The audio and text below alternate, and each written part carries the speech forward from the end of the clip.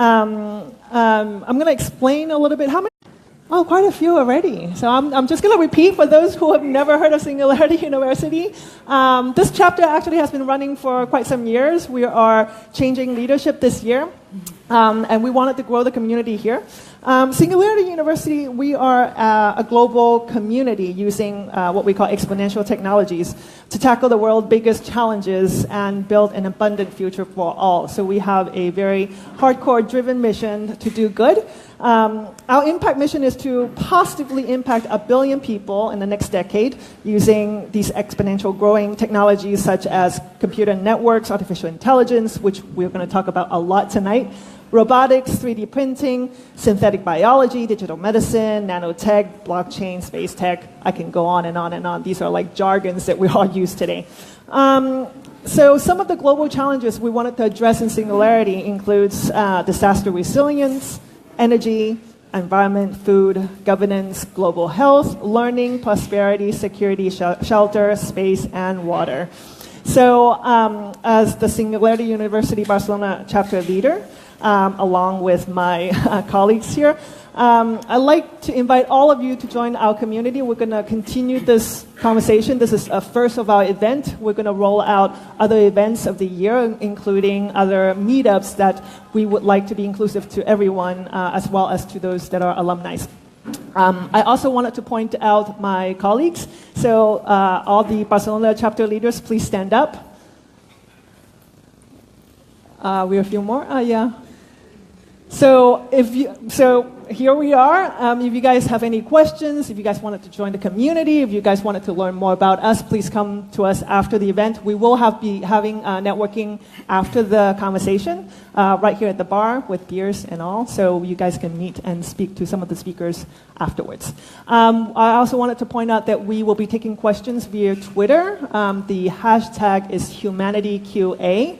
And I don't know if you guys can see our handle is Singularity U BCN. So if you guys tweet those questions, I will be checking them periodically, and we will filter a few of the questions to the speakers.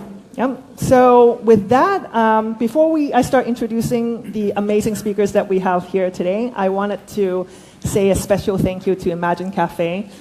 They have very generously offered a venue, bring all these speakers here today. Especially I wanted to say thanks to Lua, Neria, Adriana, where are you guys all over, as well as Belin. Thank you so much for your generosity. I also wanted to thank you, this amazing panel of speakers. We have people from San Francisco, from Barcelona, and where? Kennett Square, Pennsylvania. Pennsylvania. Mushroom capital of the world. Want you to know. From all over the place. And they have, so generously also offering their time and their expertise and their knowledge for this night's event. And so I want to thank you for traveling. Some people travel 3 legs all the way to be here tonight. Others people have changed their schedule just to be here. So I am very grateful. We are all very grateful as the Barcelona chapter. So thank you. So without further ado, I'm going to introduce the speakers. To my left, I'm gonna read off. You can add anything you want afterwards. Okay. So we have Pablo Rodriguez, which is the CEO of Telefonica Innovation Alpha. The Telefonica Innovation Alpha is an innovation unit within the global Telefonica organization dedicated to moonshot projects. Moonshots, we like moonshots, don't we? Yes. That is the future, moonshots, that is the future ambitious long-term technological development that will have a major social impact, purpose radical solutions, and lead to breakthroughs in innovative technologies. And Pablo Rodriguez has over 15 years of experience, latest in the role of research director at Telefonica R&D, and previously both as founder and director of the Telefonica R&D laboratory in Barcelona, Spain. Thank you. We have Christine Gonzalez-Wirtz. She is the electronic leader of IBM Institute for Value Research and Strategic Positioning work. She has helped the market and clients understand how artificial intelligence, analytics, IoT, security, data, and customer experience, how they create new forms of value for executives, boards, shareholders, and stakeholders. And prior to joining IBF, she was an executive strategist working with the IBM Watson Group, and part of the multi-million-dollar investment in cognitive computing technologies and advanced business analytics. Thank you for joining us.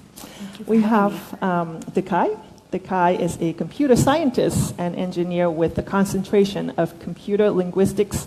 Dekai is an AI professor at HKUST, Hong Kong University of Science and Technology, and a distinguished research scholar at Berkeley ICSI, International Computer Science Institute.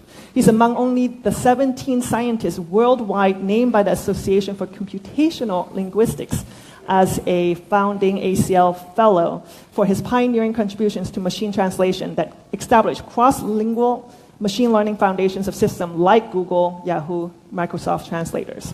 Now, Dekai holds a Kellogg HKUST Executive MBA from Northwestern University, a Bachelor in Computer Engineering from the University of California at San Diego, and his PhD thesis, I'm running out of breath, at Berkeley, was one of the first to spur the paradigm shift towards today's state-of-the-art statistical natural language processing technologies. Woohoo! Okay. Recruited directly from Berkeley as founding faculty of the now world-ranked HKUST, he founded this internationally funded Human Language Technology Center, which has been shaping new technology, new language and music AI paradigms ever since launching the world's first web translator over 20 years ago. In 2015, the Breed's Hong Kong 100 recognized him as one of the 100 most influential figures of Hong Kong. And we have him here in Barcelona. Woohoo! Okay. Mark Binger, I feel like we're having like a wrestling. I'm sorry, I put you after Dekai. Well, yeah, my best credentials, I'm sitting next to Dekai, so that's the best thing I've That's ever totally done. exponential. Done. You want to introduce yourself, just like. That's it. It won't top that. Well, Mark here. High school dropout part. Yes, and Dekai here is a dropout from high school. So, yay! Mark here focuses on strategic planning and advanced technologies in bio, aero, and energy domains. He's the VP of Research at Lux Research from San Francisco. Over the past 20 years and across 40 countries, he has worked as a management consultant, technology analysis, entrepreneur at Accenture, Forrester Research, and several startups. He has served as chairman of the Swedish American Chamber of Commerce and guest lectures at the University of California, Berkeley. Last but not least, we have Stephen Dunn, Managing Director of Neuroelectrics, also from Barcelona. Over 15 years experience translating cutting-edge R&D into real-world technologies with positive impact in the fields of Earth observation, smart cities, neuroscience. Currently managing Neuroelectrics, one of the world's leading wireless neural monitoring and neural modulation technology companies, fascinated by emerging technologies and their impact on society. We're done. We can just go home. I mean, it's just such an impressive crowd. Thank you very much, everyone, for coming. I'm not going to introduce myself because it's just really too shameful, but we're just going to jump right into some of the pressing questions that I have. I think this is kind of sort of the conversation of our lifetime. We either have it, not this conversation, but the topic that we're going to talk about, which is humanity 2.0 in the age of technology, right? So I'm going to jump right on and ask. This is going to be a very informal conversation, so please tweet your questions as we move along. Humanity 2.0, what is that? We're talking about. We just actually came from watching a film about the genes and the danger of using science to kind of reiterate some of the social political agendas that we have in the past 50, 100 years. So now looking forward in the future, what is humanity? Let's define humanity, right? In the context of diversity, in the context of equality, of gender inclusivity, as well as other issues and disparity that we're going to. Where's technology in all of these issues that we're talking about?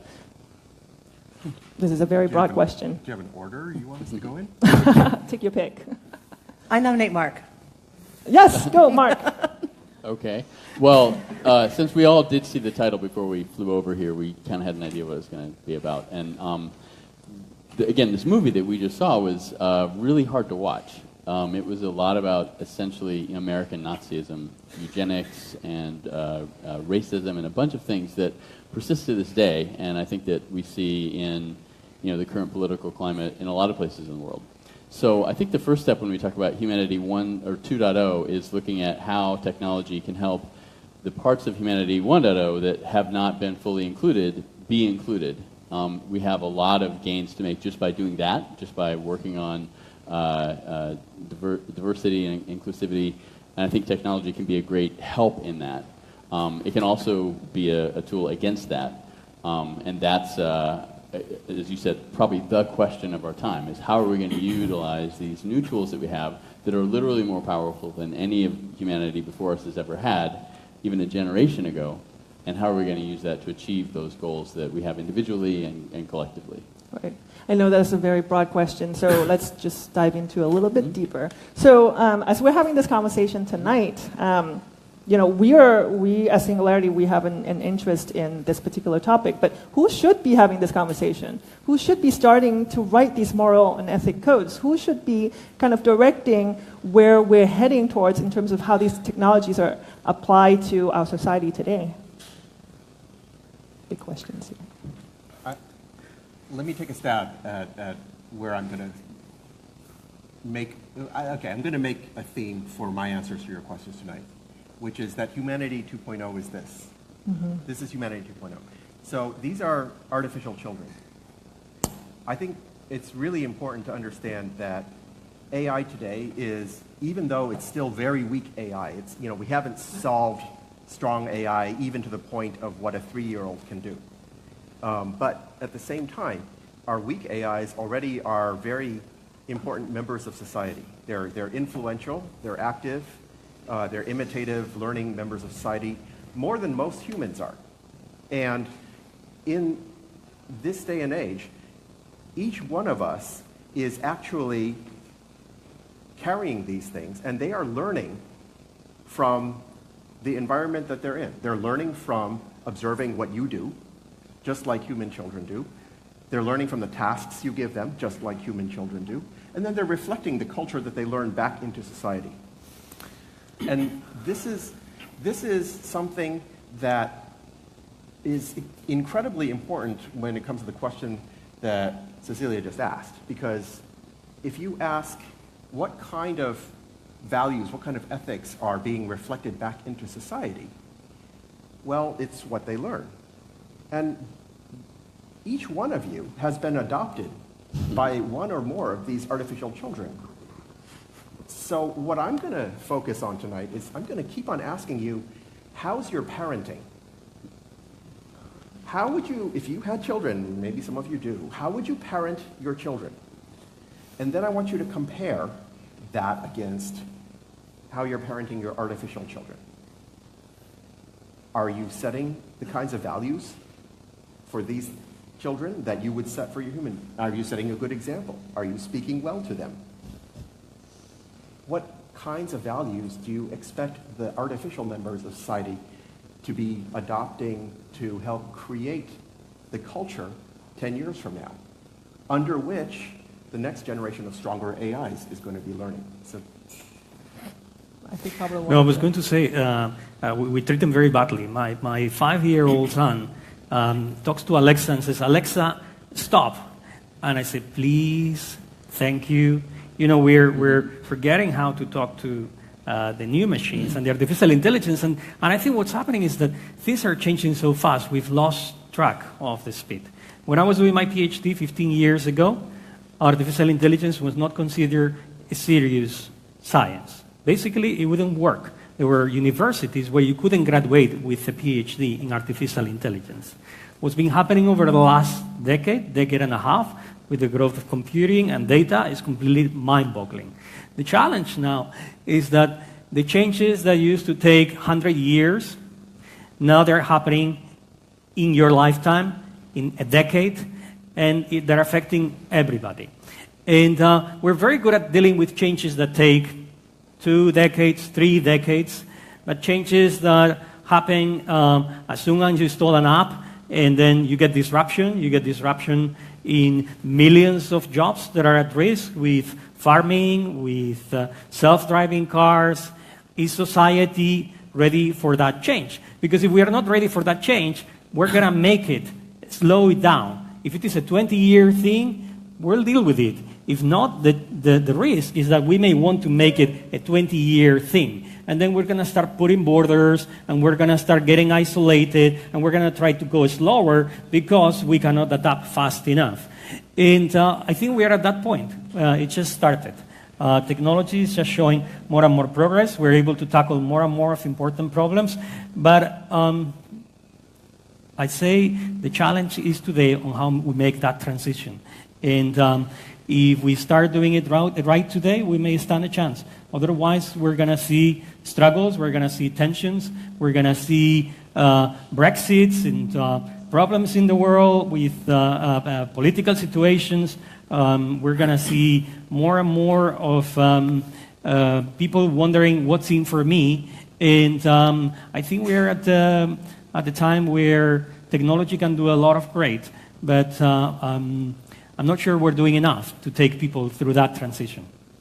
I love I just want to say, I love the 5-year-old son story. Like, I had a few months ago, a couple came up to me and they said, we heard your TEDx talk a year ago, where I was saying this, and they wanted to let me know that for 1 year they had been speaking super politely to their Alexa. They were so proud of it. Yeah. Coming from probably the largest company in the room, one of the things we have looked at in development of a policy, at least around AI transparency and data sharing, we've actually started to say, how do we demystify the black box? Mm-hmm. Because part of the challenge is recognizing and dealing with the uncertainty. Another side of it is helping people understand the logical progression.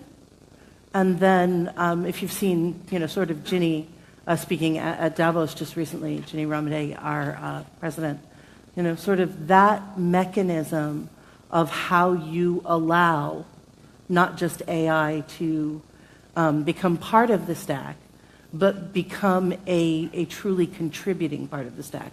So to your point, what we're trying to do is not just be polite to our children, but to have our children reflect the values that we think are important in the world as well. Mm-hmm. And that relies, we had some of our conversation last night that I hope we touch on. It's kind of how you bring that sense of responsibility to both sides of that equation. Stephen, did you want to say something? Like, kind of to go back to the start, what is humanity, or what is humanity 2.0? I think like developing technology is what humanity is. It's what we do. We had a slow start, and now we've got going, and we're going to keep going exponentially. It's going to be 2.0, 3.0, 4.0, and it's going to keep on going and going and going. That is what humans do. We develop new technologies, we build on those, and it's just going to keep going. There's no way back. I don't think there should be, but there really is no way back. That's going to keep going. And I think we've already seen some of the social structure break because of that. And I think the only way we can now repair some of that is through technology, because getting the social thing back in a box is kind of impossible. Right. I think we've created this kind of mess at the moment, but the only way out is also leveraging technologies in a smarter way. But to go back to the other point, I think what you say is very true. It comes down to like individuals, treating people with respect, treating technology with respect, treating AIs with respect, and then the biases that people are worried about will naturally kind of get baked out over time. That's how we're interacting with everybody and with the technologies themselves. Well, let me... I think nobody actually answered your question directly. No. So let me tie that I was back just to your going to redirect this a little bit more. I mean, I think, I'm a technologist. All my life I've been focused on this. But I think the answer to this comes back to us. It's a cultural question because, right now, there are a lot of people pointing fingers. There are a lot of people pointing fingers at Facebook, at Twitter, at Google, and so on. And, I have a lot of friends there, and they're good people. And it's not that they haven't tried to tackle these problems, whether they're fake news or and so forth, hate speech. But the problem is that it's not such an easy thing for them to solve. They try this, and they set teams to try to, attempt a technique, and then they discover, that doesn't work because blah, blah, blah. And so for all the finger pointing, nobody has actually articulated a good technical solution to it. And here's the problem. It's not really a technical problem. That it is a problem of us. It's a reflection of us. How we're teaching, like everybody's heard about Microsoft Hey and the offensive, hate speech in one day that we taught that AI. But the thing is, it's really daily. That's an extreme example. It's what we all do. And so I think we really need to shift our mindset completely and stop putting the responsibility on the of course there are things that tech companies can do, and they continue to try, but you can't expect them to solve the entire thing, because AIs are not, how do we code ethics? This is a question that sort of reflects the 1950s Isaac Asimov 3 laws of robotics mentality. Okay, you have, these logical laws, but this is not how today's AI works. Today's AI is machine learning based. It's, by definition, it's adaptive. It reflects what it sees and what it learns, and that's only going to accelerate in the coming 10 years. And so if what we show it is not what we want from it in terms of its behavior, it's just going to reflect that back to us. And we're funding it. Like, we collectively are funding all of this development that we don't like. And I hear people say, well, I'm just one person. I mean, okay, suppose I do everything right on my phone. What about the other billions of people and what they're doing on their phones? But I want to ask you one question. Have you ever heard any human parent say, it doesn't matter how I raise my 1 or 2 children. I mean, what about the other billion children in the world? Like, have you ever heard that? If humanity had that attitude toward parenting their 1 or 2 children, we would have gone extinct long ago, right? And I think we really need to make a massive shift in how we're thinking about the AIs that we all have already unconsciously adopted. Sorry, I'm like a little blown away. Okay, so continue that thought. So talk about machine learning. I know Christine and I had this conversation last night over dinner, and we talked extensively about data bias and algorithmic data bias, and I wanted to know your perspective on this topic. Yeah, and clearly when we get to some of the more advanced cases, which we talked about last night, we get to some balance as AI evolves. But right now, there's a concern in the sense that the algorithms we work with look like us.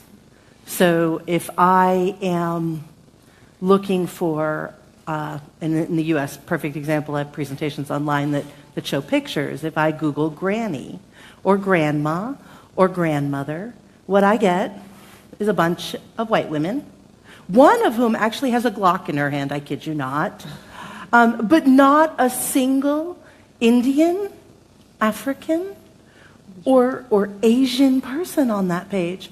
If I switch to abuela, I get some, my last name Gonzalez, so I'm kind of in the space, I get it.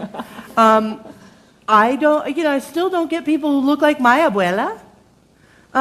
It's just this perspective of when we have a bunch of people who are educating our algorithms and they go through that process, they tend to look a lot like us, and then they tend to leave people out, and that marginalizes people.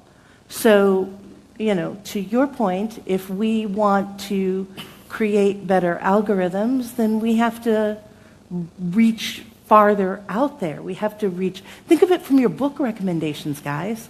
You get book recommendations, and you get all sorts of other recommendations as you go down the line that are just based on one small step removed.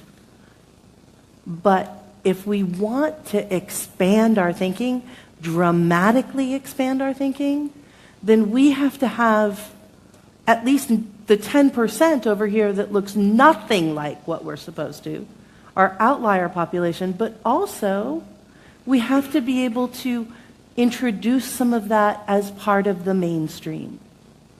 And that's a very different approach than the way most algorithms are trained today, because people will just go through this process of trying to, from an economic value perspective, compress that to as short a period of time as possible to get the greatest amount of lift in delivery to be able to answer questions correctly. And when you focus on that, you're focusing on accuracy at the risk of empathy. Right. What about data bias in gender? So you talked about training these data, and if those that are training these data and algorithms are men, and specifically white men, nothing against white men, but like if those selected few are the ones that are interpreting these data, the outcome will also be biased. So how do we counteract those? And this is a question for everyone on the panel. So how do you counteract that now in this early stage when there's obviously a lack of women in tech? Right. I'll give you one silly little thing. You know, we got this email inside IBM the other day from one of the executives, which is like, please, if you are willing to participate, go take a picture of yourself and send it in, because we're resetting our algorithms, and we have at least a better balance in terms of presence in Asian countries, presence in foreign countries, presence in, you know, India, Japan, and in China, to at least give us a slightly different perspective. But more and more, we have to reach outside of our organizations and into communities to help assist with that. In the same way, you know, we can't necessarily, we can't just let it happen passively and think that it's going to be fine. We have to design for that, and we have to design for, you know, we have to design for inclusivity. And even, gender pronouns, as we were talking yesterday, you know, how do you determine that full scope of gender pronouns that you now need to encompass? We don't have any. We don't have any rules for that yet. And to Mark's point, and to Stephen's point in particular, we'll go wrong a little bit until we figure that out. We're going to, because algorithms learn, you know, we teach them. So those two things are incumbent on us. Who's us? No, yeah. Sorry. Us, people on the panel, people in the audience, everyone, because Anybody who works in anything that touches on the development of these things. Mm-hmm. Like, I think we can even go back to academia, and reviewers could demand that a good quality data set is balanced. That could be something that starts to happen, and then those researchers go out into the world, they start working at companies, and for them it's normal and standard to have a balanced data set. That could just become the norm if it was pushed at the early stages while they're learning how to work. So I want to agree with everything that's been said, but at the same time, instead of only pointing at the R&D and the companies that are training the AIs, I think it's also important for all of us to understand that really the biggest source of data is not the employees of IBM, which even though, yes, it's in the 6 digits, it's still just a fraction of humanity. The biggest source of training data is you. yeah, When you take your pictures on Facebook and you put them up there and you tag them with your friends, what do you think is happening to that data? That data is what's going to train the AI. So if you only take pictures of white men, then what do you think the AI is going to learn, right? So I think collectively, again, this is really important for us in terms of, again, how would you raise human children? You try to take them around and show them a broad diversity, right? Well, take those pictures and tag them, put them up there, and the AIs will learn that because today's AIs are doing their own feature extraction, so they will figure out what is the best way for me to understand the entire picture. go visit alt content. Go visit content that you wouldn't naturally see. Seek it out. Spend, a sliver of your time just introducing that sort of information into the system. Just bring that little piece of variance back, because the algorithm will see it, and if enough people do it, it's a game of numbers. If enough people do it.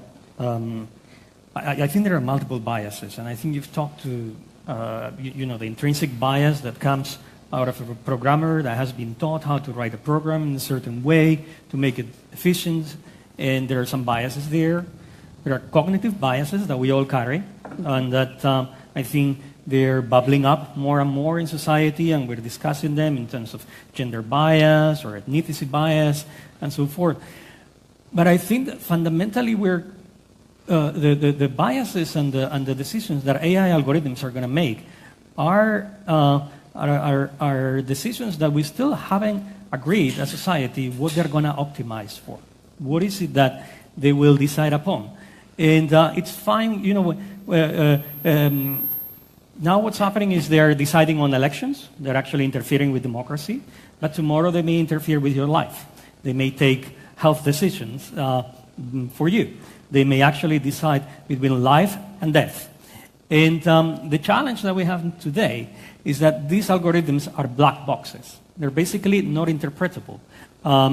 If you ask an AI scientist to basically tell you why is it that this decision was made, it's very hard to explain. They learn very fast, but the complexity of the algorithm is such that then you cannot determine how I arrived to that decision. So I think there will be a big field of research and industry effort on trying to make these algorithms interpretable and go beyond the black box, because then people will hide, oh, the algorithm told me to do it. And that's the worst thing that we can be into. So I think one thing is interpretability for the algorithm. The other one is have access and ownership of data. It happens to be a very valuable asset. So I think we just announced at Mobile World Congress for Telefonica customers to be able to take their data and take it with them to other operators, be it Orange or KPN. So be able to take more and more control of your data. And the third one I would say is transparency. Because at the end it's going to be a choice. It's going to be a choice for consumers. So you need to be well educated, informed, and be able to choose with which company you go, with which app, and with which system. But we're really at the beginning of all of this, and it's only going to get more and more serious, those decision-making, since AI takes care of more things in our life. AlphaGo, the algorithm that beat the world champion at Go, the next beat it for 4-1. The next version just beat the previous version, which won the champion for 100-0. And this has happened in 3 months. So I think it's, and the solution is not to slow down AI. It's not to say, oh, this is so scary, we're going to slow it down. We're still at the level of the intelligence of a mice, not even there. But we really will have to come down as society and decide what decisions we're going to make in this new world. Barlow just had come up with the independence for cyberspace, and there were some rules in there where ideas would follow free and data would flow free. What is the new agreement that we're going to make in this new AI era in terms of the challenges for decision-making, economics? What do we optimize for? What is fairness? What is accountability? What is transparency? What is ethics? Yeah, I think that's some of what we've tried to build into the new agreement that we announced with the World Economic Forum, is at least understanding some mechanisms of the transparency, but also deciding at the consumer level what data you allow into the algorithm, because that should be your decision. And there are people who are going to be the never contributes, and they're going to be the, what I'll call the open data providers, people who are willing to say, this is my life, you got it. The only thing I won't give you is, and we've done research on this, people are more willing to share their health data than their credit card data. Perfectly true. I don't understand that, but that's absolutely true. If you start to look at how you create that process and work through, more and more companies are going to start to click in with those pieces, and companies that don't will be punished. The market, and on the market side, for having those kinds of black boxes. Yeah, so I want to, while algorithms are awesome, we all love the power, the computing power that we're getting with our PCs and our phones, and everything is amazing. At the same time, that's like a tiny fraction of the power that they've given us. The real power has come from the networking of people, connecting people, and that's where it will continue to come from for a long time.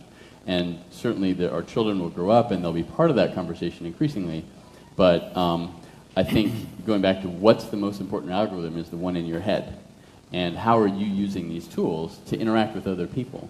So if you can do, I've been trying to think, okay, humanity, how do you boil that down to something I can do tomorrow? That's a pretty big ask.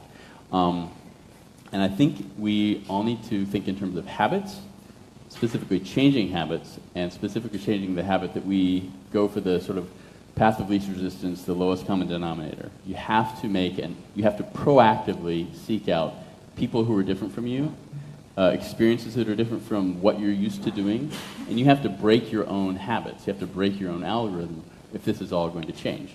And that is something that we can do, set it as a goal, once a day, once a week, once a month, that you do different things that you normally wouldn't do. You'll be a better person for that. You'll have, more resilience, you'll have more skills, but it will also help change this house of mirrors that we're finding ourselves in, where we only hear from people that are like us and things like that. I want I think to this is talk. Let me more thought on this? Okay, then me launching a question I after. think this is actually going to help with us to grapple with another problem that is going to happen, which is decentralization of AI. Today, there's a few giant companies, and we tend to think of that as, you have the Google AI. The thing is, that AI is actually different for each person. And I think it's going to become a stronger force. It's very likely, with things such as Telefonica's bring your own data around. But people are going to start to want to have their own AIs. And in many ways, that is probably a good thing for humanity because, humanity has been struggling with these ethical questions for a very long time, right? It's at the root of so much of philosophy. What is the correct utility function for us to optimize in society? And nobody can agree on that. Not only can nobody agree on that, you can't even agree with yourself. Humans are walking bundles of contradictions. You think you have these principles, but then as soon as you get into a messy situation, you're not sure which principle should carry priority. And that's natural. And the way that evolution has solved it for us so far is just, we have decentralized humanity. You have 7 billion individual agents, each walking bundles of contradictions. But the dynamic system that you get from that, it roughly emerges certain patterns, certain conventions of ethics and values.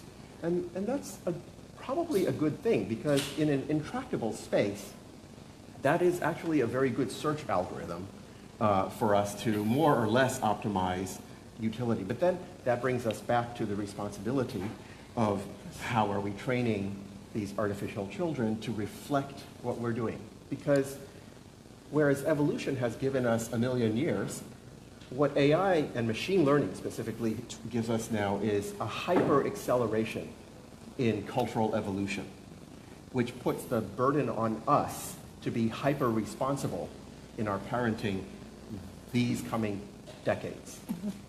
Wow. Can we talk for a moment about fear? So fear.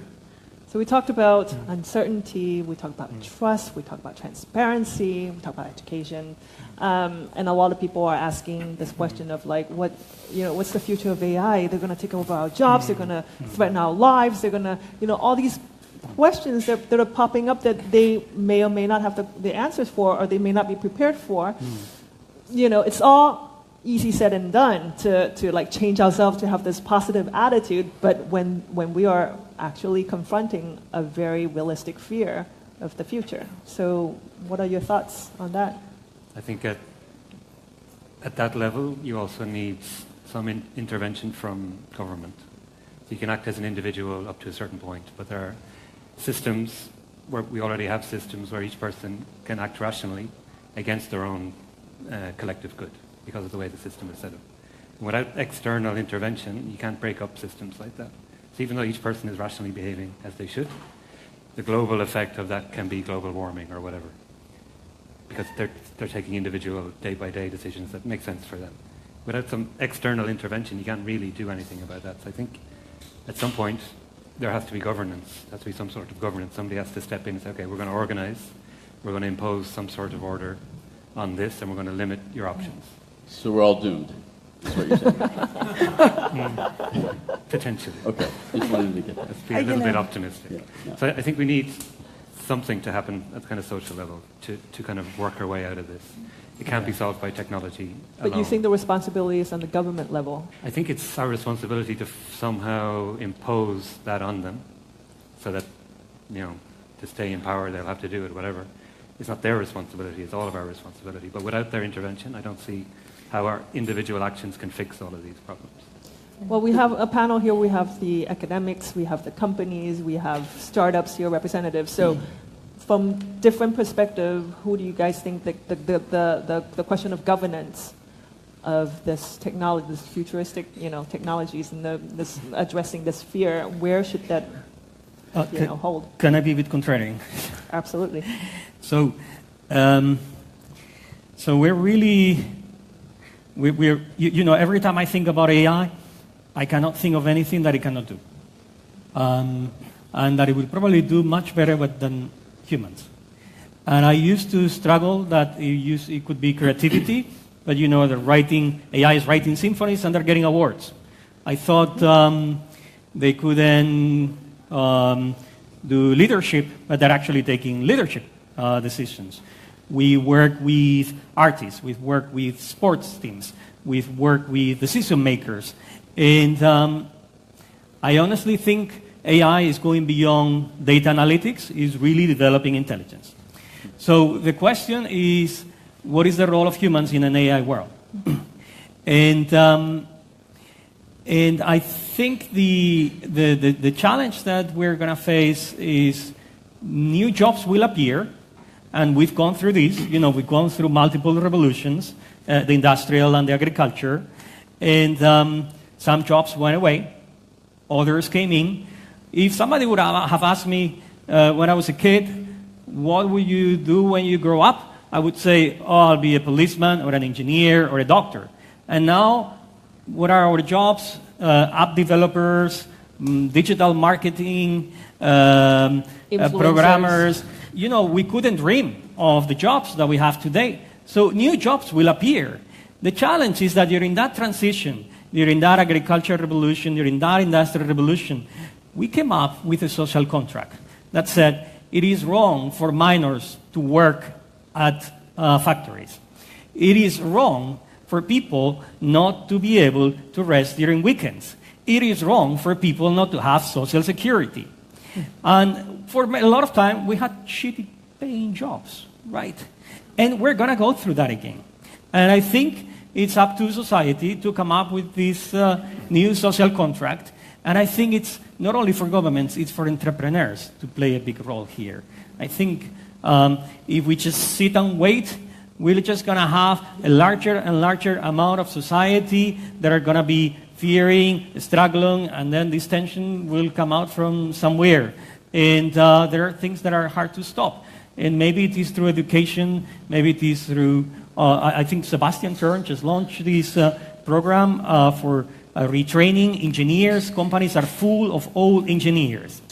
And the new engineers, they need to know about distributed databases, artificial intelligence, and security and privacy. So we just set up a course where you say, if you take this course for 6 months, I guarantee you a job, or I'll give you the money back. We need more of that. We need really an effort from all of you and from the entrepreneurs to give this a push, because I think the future of job problem is not the future of job problem. It's a current job discussion. And unless we start now, we're going to face some serious troubles. Well, there's two things additional to that. One is the gap. We don't have enough people to fill jobs we have available now. So we don't have an unemployment problem nearly as much as we have a lack of balance in where we actually need people. So as we look to shift that, we have to have the ability to very quickly educate and onboard people who come from very diverse backgrounds, and especially looking at underserved populations or areas where, for instance, classroom learning didn't fit, didn't work, didn't support the types of education you need to actually deliver. So how do we increase problem-solving skills? How do we increase new means of learning, not rote, not rote skill sets, not testable things? How do we actually create ways that people absorb and understand new frameworks of skills and can apply them rather rapidly, to allow a lot of the folks out there who are sitting in that underemployment or unemployment bucket to capitalize and get into the game more quickly. And even if you do it in modular fashion, where you do slivers of that to bring people up. In New York, there's a concept called P-Tech, and P-Tech is working with lower challenged teens or challenged, right after 20-year-olds to help guide them into the marketplace, where you're not sitting there saying, you have to have XYZ degree to get this job. You actually can begin and start working if you have these kinds of credentials and can demonstrate them. Can I push this a little bit further? I'm going to just paint a picture of what, I don't know, AI can do. Let's say that I happen to be a very brilliant AI scientist. I'm not, but I don't even know how to code. But let's say I'm a brilliant AI scientist. I wrote this amazing algorithm to make money, right? To somehow crawl through the internet and start to earn as much money as I can possibly make, because I have that knowledge and I have that capacity, right?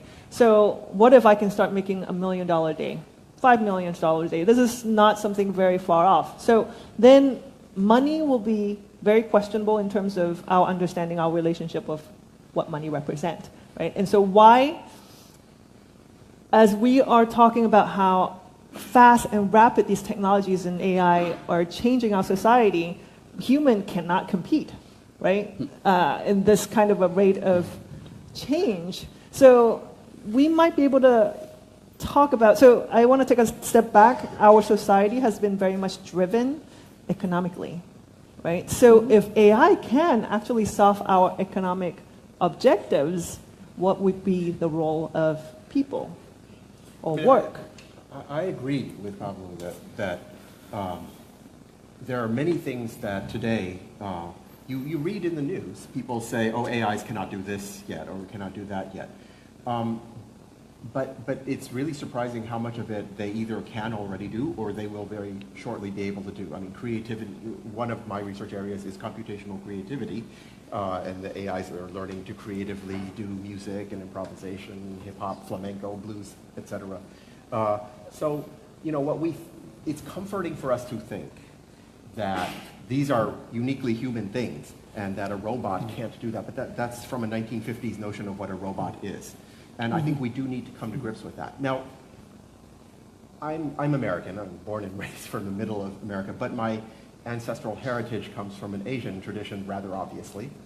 And in that Asian cultural tradition, unlike Americans, children are raised with the values that they should, as they grow older, take care of their parents and their grandparents who are getting more and more feeble, less and less capable with age. And, Asians look at the way Americans stick the abuela in the nursing home and, are sort of shocked. I think that is an old world value that we had better start teaching the machines. Because, yes, these machines are going to be making these decisions about optimizing the economy much, much more capably than we do. Is that something to be afraid of? Well, we're not afraid that we're going to raise our children well and they're going to become very successful and hopefully more capable than we ever were and take care of us in our old age. And I think that we have to do that also with our artificial children. There is no way around this. They are going to rapidly exceed our capabilities. Can I introduce a little bit of fear, maybe? Switch it up. It's like I work in neuroscience now, brain-computer interfaces, modulating brain activity. Right now it's medical, but we're already working on modulating consciousness, measuring how conscious you are, modulating that, moving you up or down. That's already happening. Things like lucid dreaming, anesthesia, coma, sleep, all those things. So we're already there where we're thinking about how we can interface with the brain and manipulate it in a way you don't understand as the owner of that brain. So directly manipulating what's happening in your brain. What I'm worried about is an AGI that figures that out before we do. It'll walk straight through us. Like we won't even know what it's doing to us. You'll be able to manipulate it at such a basic level. I think about now when you meet somebody who's a mentalist and how they manipulate people for show, like magicians, and they have these little tricks, and they can make you do what you don't want to do. Like, imagine a superintelligence doing that to you all day long. We won't have a clue what it's doing. Like, we'll have no way of even accessing the information it's manipulating because it's all subconscious to us. So if the AGI figures us out before we figure us out, we won't even have a defense. So I'm not really worried about it, because I don't worry in general, but if I did worry, I would worry about that a little bit, because AGI is inevitable. I don't know how long it's going to take. About it. Last night, Mark was like making my arm hit myself. Yeah. We were playing with brain devices last night. Cecilia, the question you asked about what if this thing happened, that already happened. It's called blockchain, right? So we've already lived through that. And even though blockchain has nothing to do with AI, that ability of, again, these network machines and people to supersede what would have been once the province of governments is all around us. And a book that is a really good book and very much in line with the title of the talk tonight is Homo Deus by Yuval Harari. He's a historian. He wrote Sapiens, and then his follow-up was Homo Deus, which is looking forward. And so he's a historian. He's not a technologist. But one of the things he talked about that is kind of scary is that democracy is showing a lot of signs of old age and decrepitude. And we see that every day, to be honest. And the question that he asks is basically democracy at the stage now where royalty was a couple hundred years ago. And the same way that if you had grown up in that system of governance and you looked at the king and the nobles, who are obviously put there by God, of course, and all these poor people are going to decide stuff, that sounds like a terrible idea. Right? And so now we've got these devices, these children, that they're going to decide stuff for us? Like, could there be precision medicine, precision politics? Would that be a better way of governing? And once we get into it, we go like, yeah, democracy wasn't really that great anyway. That, he claims anyway in this book, it's going to be the strife of our time. So sometime in our lifetimes, those same revolutions, maybe accompanied by the same degree of violence, could be happening. And so that's where the fear comes in, is like, well, what do we do about that? So those children, who's liable when they do go bad? Yeah, well, this is when I said we're all doomed, because the problem with technology versus governance is a lot slower than technology. And if you looked at said, what we'd like to do by 2018 is have everybody have essentially a nation's computing power in their pocket so they could send any message to any other person in the world anytime they felt like it.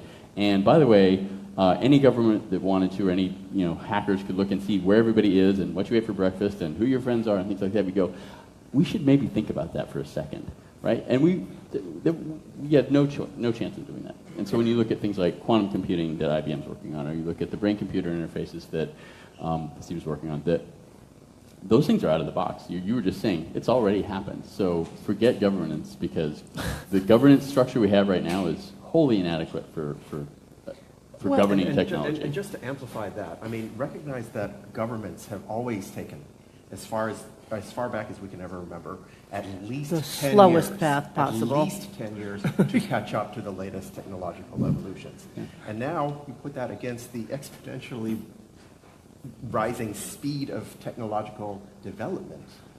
That means that the government's ability to cope with the knock-on effects of the new technologies is now logarithmically bad. Well, and if you add on to there, just to pile on while we go down the road, it's your turn next.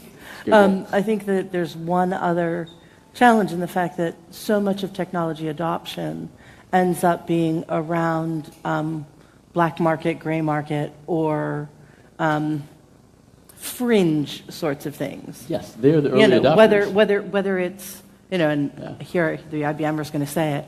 I had somebody once ask me a question about, would I help them on a data analytics paper? And I said, yeah, can I say that the early adopters were porn and gambling? And people are like, no, you can't. It's like, but that's where you want to know where AR started?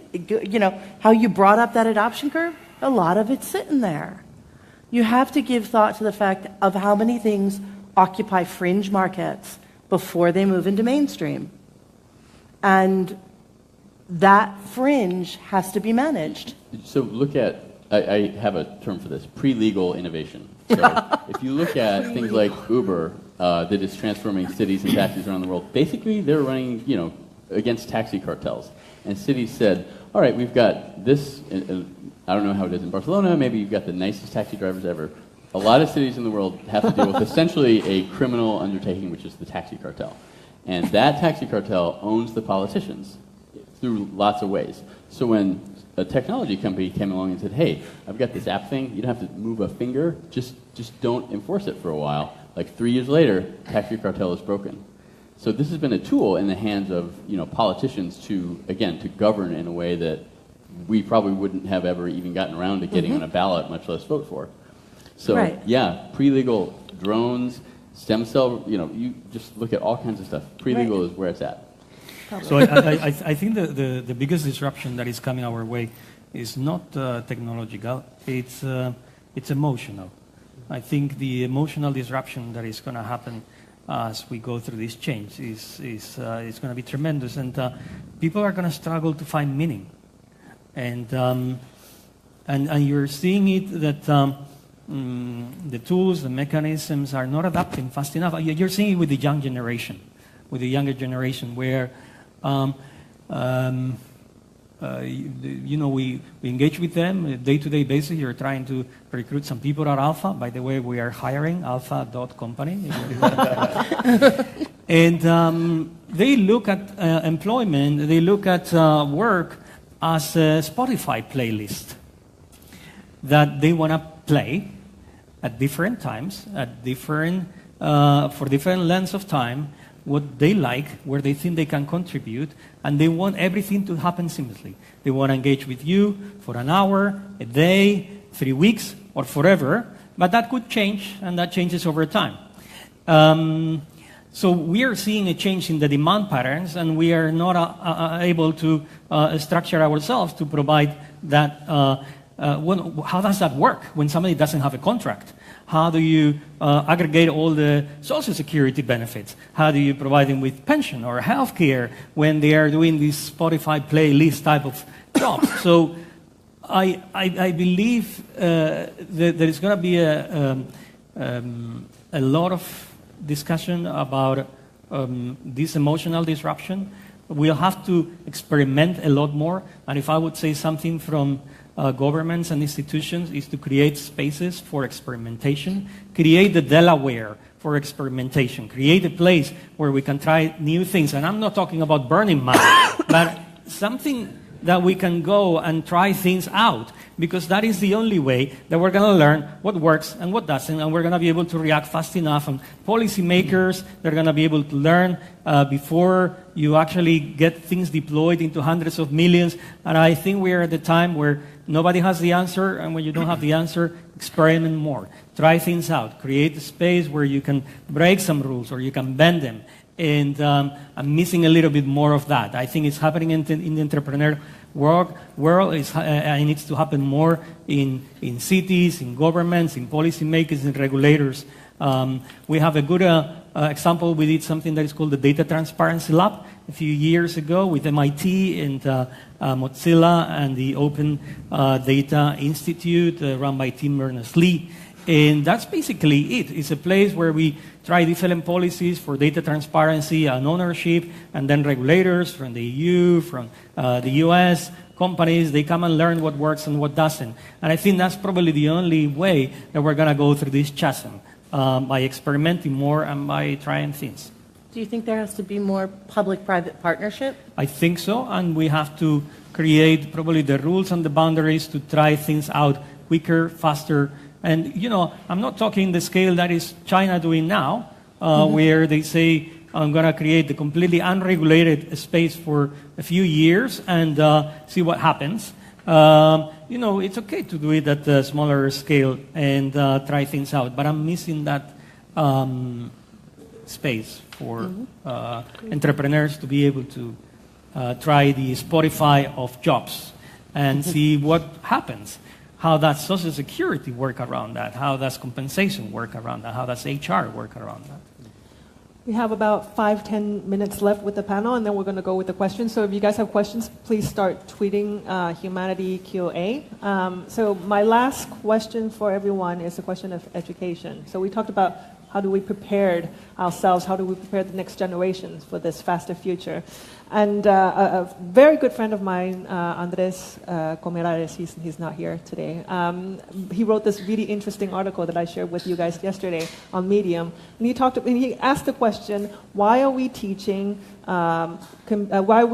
machines to learn and we're teaching kids to code? Right? Shouldn't we be teaching children how to learn and unlearn faster so that they can be adaptive in this future and let computer and machine to code as they should be coding? So there's this question of like, we're not preparing the future. Education nowadays are teaching kids skills that are obsolete, right? And because in the pace layer that we've talked about earlier, education is within the governance, which is very, very slow. So how can we here, all sitting here, how can we prepare ourselves and how can we prepare our next generation to confront this? Maybe I'll start on this one. So for me, this is very personal, but we jumped out of the system. I have an 8-year-old and a 5-year-old, and we decided we couldn't find anything in Barcelona in the traditional system that worked. So with other parents, whatever, we eventually set up a school, and we have a private school for our kids and our friends' kids and stuff. And it's very cool. And it's all about learning to understand their emotions and learning to learn. That's it. All the other stuff happens by the way as they go along. They do learn specific things and they work with projects and stuff, but the core of it is learning and understanding their like my 8-year-old is emotionally more mature than I am. Mm-hmm. Like because of the education she's had, and we couldn't find anything in Barcelona that was offering that. So for us it was kind of a big risk, but it was very clear we had to get outside the system somehow. I'm not saying that's what everybody should do or it's even a solution, but for me personally there was literally nothing on offer that seemed like what we wanted, so we kind of jumped out. But I think some things, like you say, why are they learning to code or not, learning to learn? There are specific skills that you can kind of build up as you go along, that you can put in your pocket, that you may or may not lose or use as you go along. Well, I think that the other side of that is sort of, we don't teach around experiences, we teach around subjects or disciplines. Mm-hmm. And we don't integrate the experience. So, when we were chatting last night, one of the things we're talking about is that if you're watching somebody perform a ballet, how do you bring the mathematics into that? Because there's tons of it. Whether it's the angle at which somebody is held, whether it's the distance around a leap, or the speed of revolution when she pirouettes. How do we bring richer context to even any experience that we help our children experience? How do we create opportunities within that? Instead, we have you will learn these 25 spelling words, and you might learn the definitions behind them, and you might never use them again. I still remember my 6th grade definition of osmosis. I don't know why, but it's just one of those things that stuck with you and really not something I need on a regular basis. But that rote memorization does not help you solve problems. How do we help people understand to bring in information, contextualize it, and find appropriate ways that it is applied? And that's something that our curriculums are not set up to do right now. So I think we need to look at what today's AIs can and cannot do. And it's easy to forget that with all the hype that's out there. Let me just give you one example. Right now everybody is sort of talking about AI in terms of deep learning and in terms of big data and all that. And it's all too easy to forget that, yes, those are great techniques for predictive modeling, but really, human intelligence is about small data. I mean, have you guys got any idea how many words of your mother tongue, Spanish, English, Chinese, whatever it is, how many words have you heard in your entire life spoken to you? Okay, how many sentences, how many words? By the time you finish being 3 years old, right? By the time you're 4 and you're able to use language. Okay, now you guys, how many of you have used Google Translate, Yahoo Translate, Microsoft Translate, anything like that? Okay, so you're familiar with the behavior, right? Half the time it does a translation that's useful, and the other half the time you look at it and go, that's horrible, right? And it makes these mistakes that no 3-year-old would make. And yet, you, all of you, learned your mother tongue having heard how many, what do you think? How many words, by the time you turn 4, how many words have you heard spoken to you? Is it big data? Is it like 5,000. millions of sentences, billions of sentences? Oh. The kind of thing that deep learning and big data currently relies on. It's about 15 million words your whole life. And yet that 3-year-old has mastered language much better than any big, huge data deep learning system that we have today. So And they test and correct. That is what, if you focus on that question, that should start telling you what education should be doing, because the last jobs to go, okay, and 25 years from now, all the jobs will be gone. But at least for this immediate coming decade, the last jobs to disappear are going to be those jobs that the 3-year-old still does better than the AI, right? And what is that? That is stuff like this. That is stuff involving language. That is stuff involving literature, Context. metaphor. It's the things that are considered soft. And I think that for this reason, and also for these other reasons of values, it is really important that we bring education back to a less vocational, teach them how to code, teach them math, teach them STEM, and more to the old liberal arts, the old Renaissance ideal of what education is. Those are going to be the last things that AI actually takes over. Wow. I do think we're giving birth to a new species, and I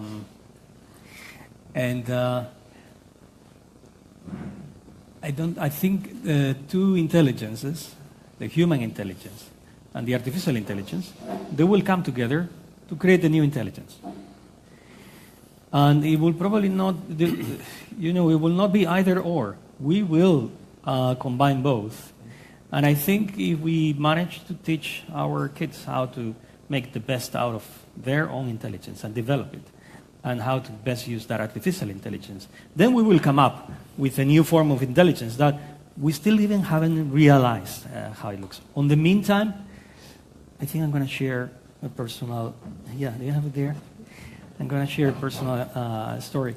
So one thing that I've realized over the last years is that in this world with so much change, with so much uncertainty, the only thing that you keep doing is learning. And we all know it by the book, Failure and Entrepreneurship. And you can all open a book and say, you need to fail fast, you need to learn, you need to dare. It's really a lot harder to actually implement than when you read it. Why? Because you're going to feel stupid a lot of times. Because you're going to feel vulnerable. Because you're going to feel that there is a space and a vacuum that needs to be filled, and you need to hold that tension, because that's where you learn. Because you need to work with others that will teach you a lot of things, and especially with yourself. So one of the things that we're doing is try to see how we learn more through experiences. I just took the team in front of the Mobile World Congress, and we did a blind hugging experience. So basically, we cover our eyes, you open your arms, and you wait for somebody to come and give you a hug. They're all scientists and engineers and entrepreneurs, but a lot of them were crying after this experience. For a lot of them were shaking before actually taking this cardboard, which says, "Are we robots or human? Hug me to find out."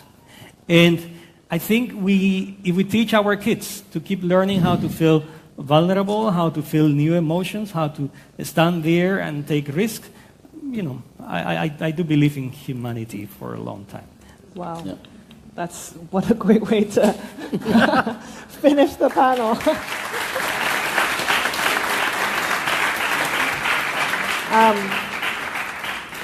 Pablo, I want you to know that our Burning Man camp actually did that. I was going to say, you prototyped that. Should we do a group hug here? No.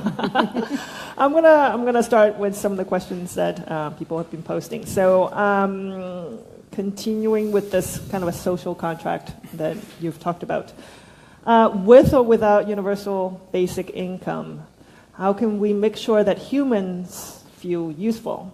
How can we give them a sense of living in which AI can or not is allowed to be better at doing? What is our sense of purpose? Can I ask you once again, if you look at your abuela, how does she feel about that question? Is she capable of doing the things you do? Maybe she's like pretty much has to sit at home most of the time. But what makes it worthwhile for her? It's her relationship to you and to the other members of the family, right? It's the love. It's the pleasure in seeing what you and those around you create. It's that dynamic. Wow. Speechless. That's very beautiful. Gonna do another question. This is by Hubert Graylish. What about those that are disengaged, introverts, consciously off grids, guessing that it is aimed on the impact that AI will have on them and how to not leave them behind? I think that's a good one for you. Okay. Modulate their consciousness. No, I was actually thinking when you were talking about the things that will be left to us or the things AI can't do well that a 3-year-old can, I don't think we should be trying to hold on to anything that we can do better than AI. I think we should let all of it go. All of the tasks, like running stuff, and just focus back on the community part and the social part, which is what we do well. So in the end, we'll have universal income and we'll just be hanging out, looking after each other, I guess, if the utopian thing works out. So I don't think we need to be worrying about what we can do better and trying to fight to hold on to these things. I don't know if that answers the question at all. Well, the movie that Cecilia mentioned earlier that we were watching also showed some of the labor strikes of the early and middle 1900s where people were saying, we demand a 12-hour day, and we demand 16-hour Saturdays at most, 16 hours on a Saturday. Right. And you know, they would look at us and go, what, how do you have time to do all this stuff? You just do nothing. You just sit around and talk and go skiing and stuff. And yeah, I think that the future is going to have a lot more leisure time and a lot more time for creative thought and for, you know, self-fulfillment. Maslow's hierarchy of needs, you know, goes from like basic needs like breathing and water and food up to self-fulfillment. Who says that's the top? Maybe there's more top. You know, we just haven't gotten there yet, and we'll use our new friends, the AIs, to help us get there. Yeah, I think what's happening is the most precious resource that we have changes over time. It used to be access to food. Then it used to be then access to energy or machinery. Now it's access to computing and data. But in a world where a lot of things are becoming abundant, computing, energy, unless the longevity scientists turn us into really they're able to reverse age. Probably the most precious asset that we're going to have for a long time is going to be human attention, and how we spend time with each other and how we care for each other. And in there, we'll find new opportunities, and we'll certainly find new jobs. But I see that the limiting factor just keeps moving. We just haven't adapted to that yet. But I can see that human attention and presence and relationship, that will become a limiting factor and an opportunity as well for quite a while. And AI can and should also help. How many of you have seen this movie called Coco? Mm-hmm. Okay, you remember how it ends? Yes. Spoiler. I'm thinking about how not to spoil this, but how it ends, you know, like AIs should make it end the same way. Okay. Wow. Okay, we all have to go see Coco. We're all first. going to go watch Yeah. Coco. I'm going to ask the last question, and then we're going to go into networking. So just to link back onto this topic of humanity 2.0 in the age of technologies, and let's all take, each one of you can take the time to answer this. Do you guys believe that technology will solve some of our global challenges that we are confronting today, and specifically climate change? Security is a big issue, environment concern, energy, governance, global health. Yeah. Go. Well, I think before we had the question about fear, and all those things when we talk about these problems, they're catastrophic. They are overwhelmingly, maybe even numbingly scary. And we were talking about emotional computing. We tend to think of it in sort of positive terms like humor and affection. But fear is actually a really good thing. I mean, I've come to feel like if I'm not afraid, then I need to be afraid. Like I enjoy that emotion because it makes me know that See, that was awesome. It focuses the mind, right? And those types of primal experiences, those emotions, are actually a way to help us pay attention to what we need to pay attention to. So I think that it's good that we're afraid of those things. And if we can help our AIs, understand our fear, maybe they can help us solve them. But don't fear the fear.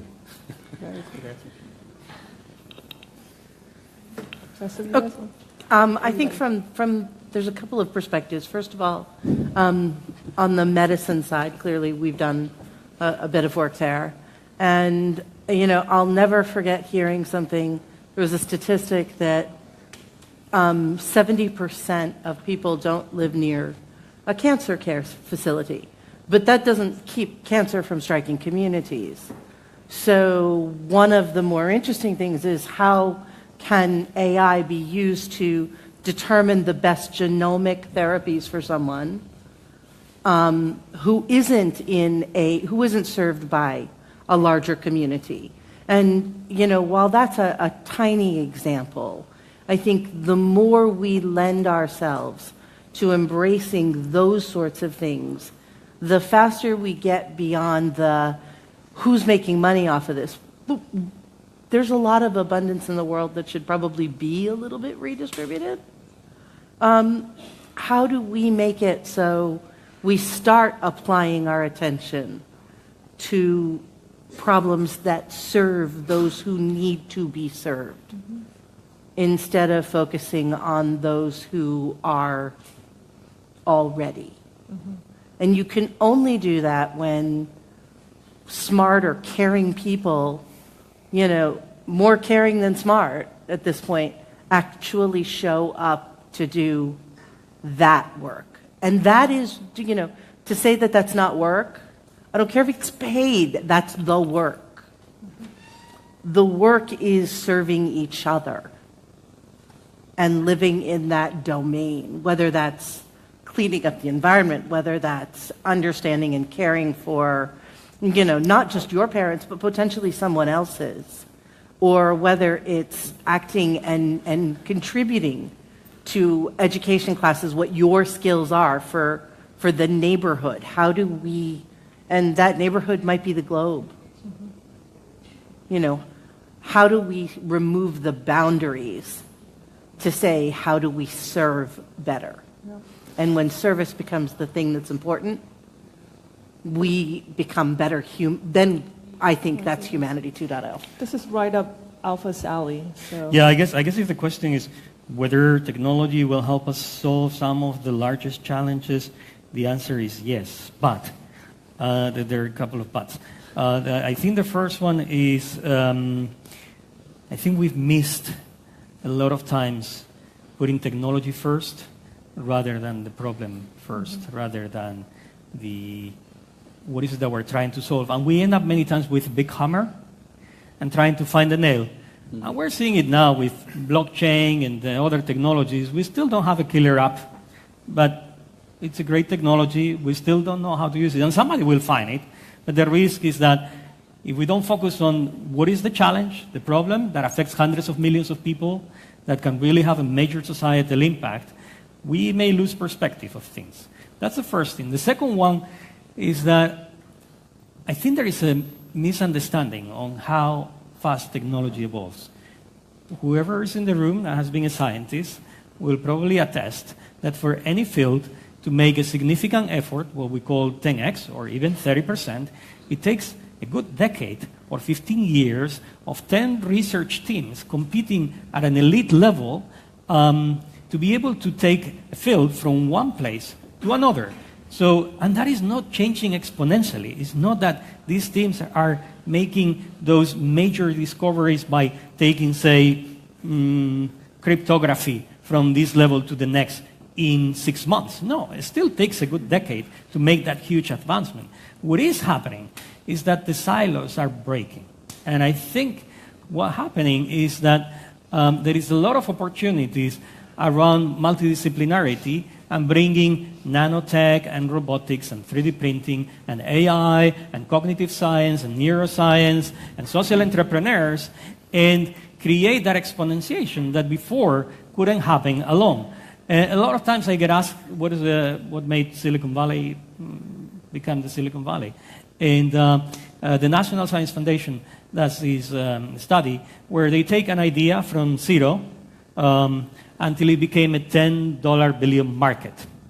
And they paint 3 lines. One is the line of the academic progress, so what happened at universities. The other one is what happened at corporate research labs. And the other one is what happened with entrepreneurs. And they track, for instance, the internet. And they say, well, 1968, Bobcom and Vint Cerf wrote the first seminal paper on the internet. Then after that, some of them, the team, moved to Xerox PARC. Then Bob Metcalfe created 3Com, the first startup that was successful. And from there on, it took about 15 years for this to become a $1 billion size market. So you see the 3 lines and you say, well, in Europe we have those lines. We have a lot of great scientists. We have very important corporations. And entrepreneurship is starting to boom.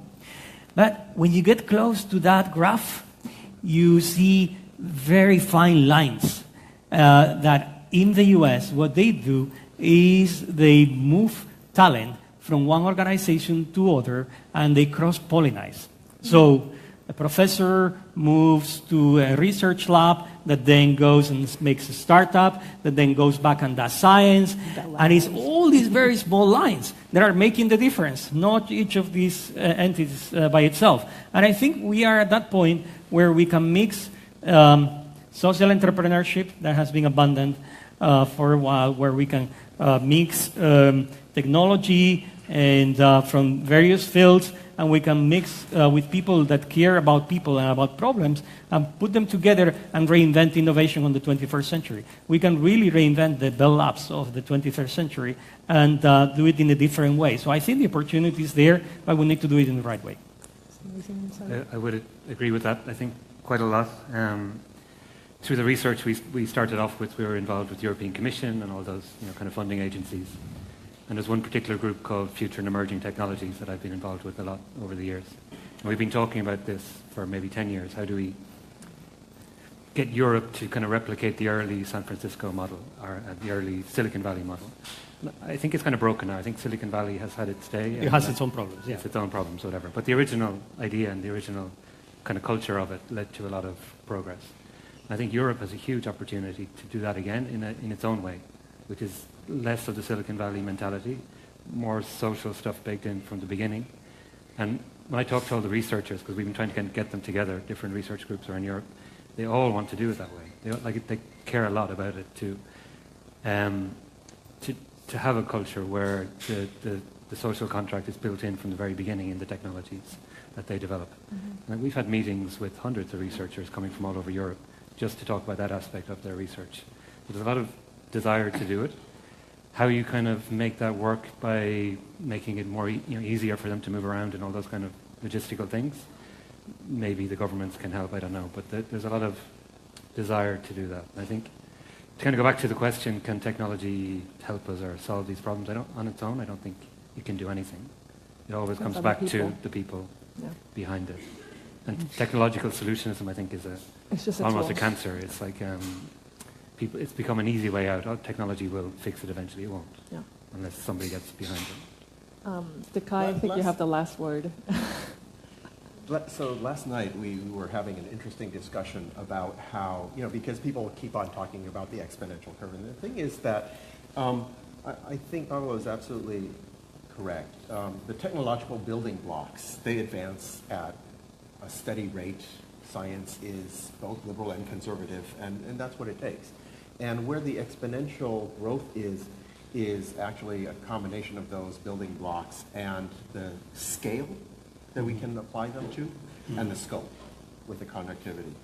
And this is super important to understand, and our current economics model doesn't necessarily factor that in. I'll give you an example from my own experience. Having built the first web translation AIs, this is really great. Why did I choose to apply machine learning of language understanding technologies to that? It's the same reason I went overseas and lived in Europe and lived in Asia and travel, because I'm interested in helping cultures to understand each other better. I think that's something that is super important in this day and age with what's happening with everything we've been talking about.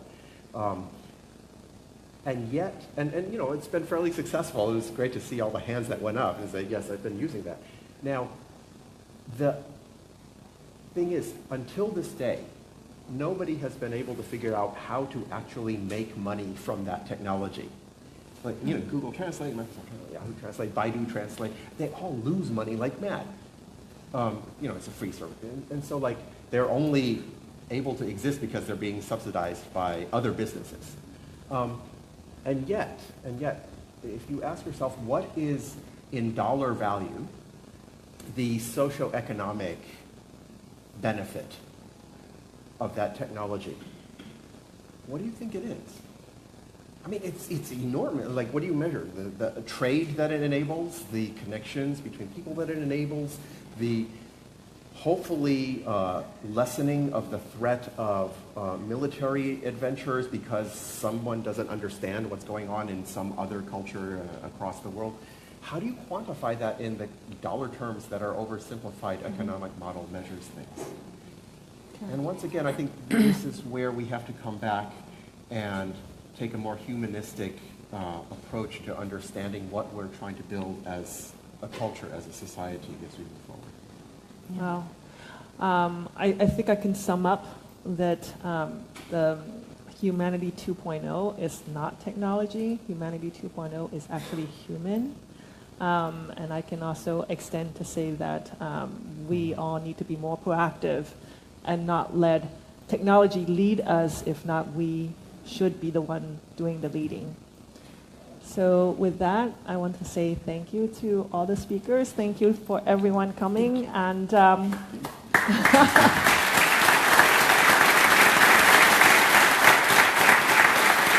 thank you, Cecilia. And the team. We do have beer prepared, so let's do some networking and enjoy the rest of the evening. And thank you, everyone, for coming. And yeah. Thank you. That was good.